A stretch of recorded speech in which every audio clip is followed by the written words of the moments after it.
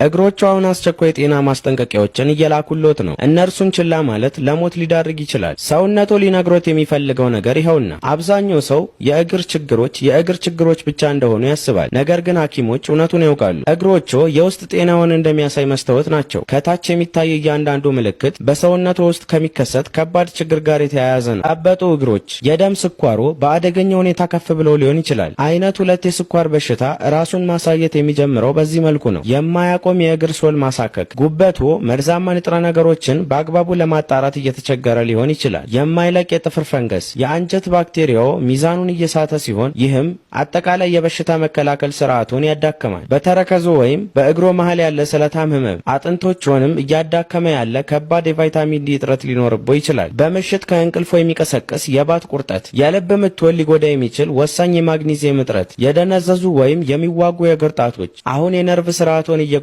ያለው የቫይታሚን ቢ1 እጥረት ነው። የተሰነጠቀ ደም የሚፈሰው ተረከዝ፣ ኃይሎንና የሰውነት ንጥረ ነገር ለውጦን ጭምር እየጎዳ ያለው የቫይታሚን ቢ2 እጥረት ነው። እግሮቻችሁ የሚነግራችሁን ነገር ችላ አትበሉ።